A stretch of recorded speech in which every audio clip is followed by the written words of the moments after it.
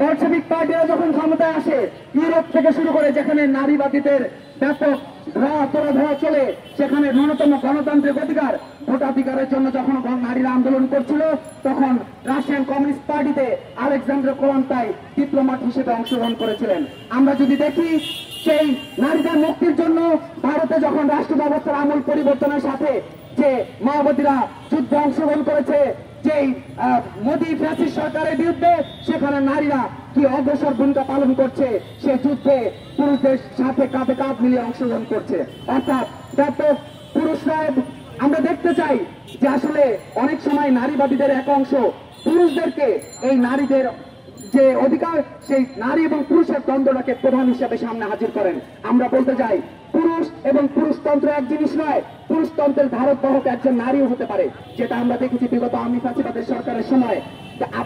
আপনারা আবার দেখবেন যে ভোটের মধ্য দিয়ে নাকি নারীদের অধিকার প্রতিষ্ঠা করবে বর্তমানে এনসিপি সরকার, তারা নাকি নারী প্রতিনিধিত্ব আরো বাড়াতে চায়। আমরা তো দেখেছি 50টি অলংকার সদৃশ নারী আসনে যখন নারীদের প্রতিনিধিত্ব করতে দেওয়া হয়, সেখানে শুধুমাত্র তাদের অলংকার সদৃশ হিসেবে রেখে দেওয়া হয়।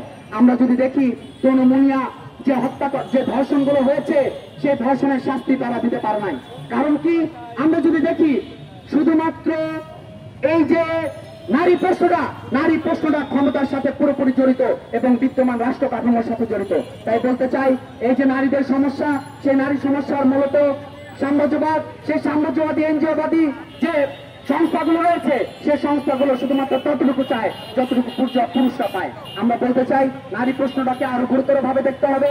এই যে নারী শত্রু সাম্রাজ্যবাদ, আমলা পুঁজিবাদ এবং ধর্মীয় ফ্যাসিবাদ সহ যারা এই সমস্যাটাকে টিকিয়ে রাখে, সেই বিদ্যমান যে রাষ্ট্র কাঠামোর আমল পরিবর্তন ব্যতীত নারী প্রশ্নের সমস্যার সমাধান করা সম্ভব নয়। তাই বলতে চাই, শুধুমাত্র মিছিল মিটিং করে এই নারী প্রশ্নের সমস্যার সমাধান করা সম্ভব নয়।